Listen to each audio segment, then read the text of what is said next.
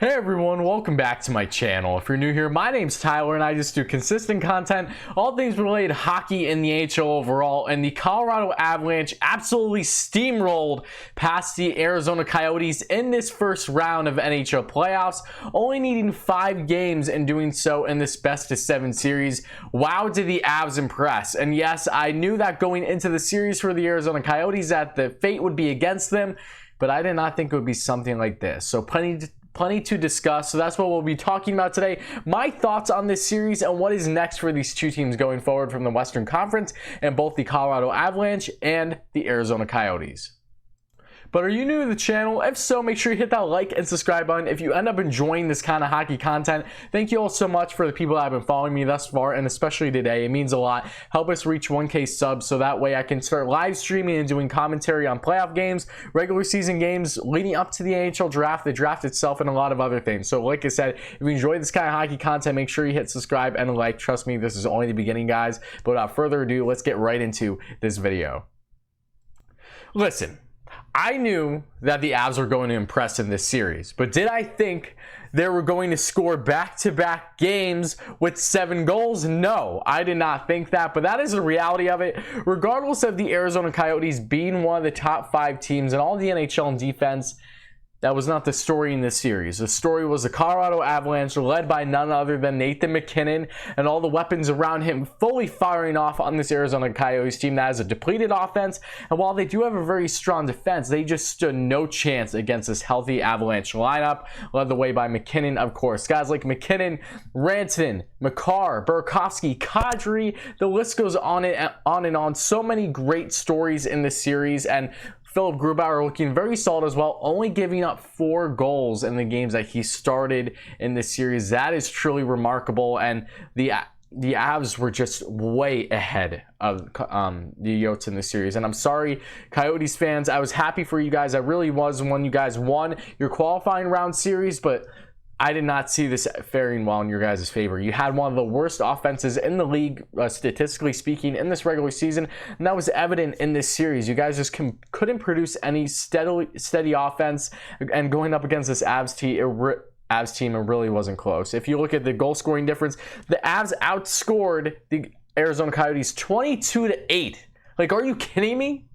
This Avs team I viewed as definitely one of the cup favorites, because you have this roster, you have the MacKinnons, you have the Landeskog's, you have the Rantanens, all healthy, might I add. Then you have, of course, Kadri, Donskoy, Burakovsky. The list goes on and on. This team's so deep. Then that defense led by the likes of Cale Makar, who's a young phenom in the NHL, truly looking like another forward out there at times. And then Ryan Graves, who's such a strong stay-at-home / two-way defenseman. And then you have other guys, whether it be the likes of Nikita Zadorov or even Samuel Girard. They get it done, and that goaltending tandem between Grubauer and Pavel Francouz is really strong. Watch out, NHL. The Colorado Avalanche are here to stay, and I fully expect them to have a deep playoff run here. They have just looked phenomenal against one of the best defenses that we would probably see in this year's playoffs. They just didn't stand a chance. Nathan MacKinnon led the way, including 4 points in this Game 5, having 13 points total in this year's playoffs thus far. Then right behind him was Kadri with 11 points, and wow. I'm not going to get deep into this. I don't want to offend anyone, Leafs fans especially, but when that trade happened almost a year ago now, it seems, between the Leafs and the Toronto Maple Leafs, sending Kadri the other way and with Kerfoot and Tyson Barrie coming to Toronto, I thought that was a terrible trade for Toronto. I didn't think Tyson Barrie made any sense for them, gain a puck-moving defenseman when they need more of a two-way / stay-at-home guy, and not having Kadri in the lineup for the Leafs this year just showed it would have been nice to have that grit. I know that Kadri the past 2 years against the Bruins, I'm pretty sure, has been, suspended in those games for various reasons.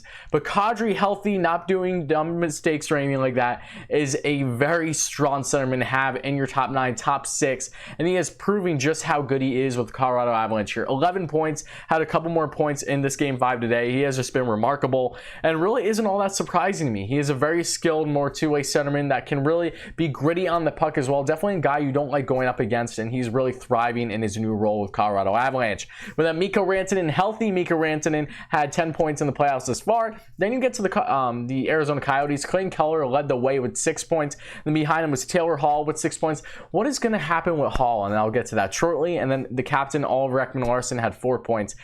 goaltending. Darcy Kemper was fantastic, but these past couple games definitely didn't look great. But I don't really blame much at all on Kemper's part. This Colorado Avalanche team was just completely light years ahead of these Arizona Coyotes. And he simply just couldn't stand a chance. He stole them one game in this series, really stole the game, but that was it at the end of the day. Colorado, an amazing team, an elite roster. And what scares me the most about this Avalanche team is they have an amazing prospect pool, arguably top 5 in the NHL, if not definitely top 5. They have cap space of over 20 mil. I believe it's over 25 mil to be exact. So when you talk about what's going to happen in this offseason for the Arizona Coyotes and Taylor Hall, you have to look no further than, yes, the Colorado Avalanche. The Avs, yes, they have a star-studded offense, but they can handle the cap hit that Taylor Hall would require.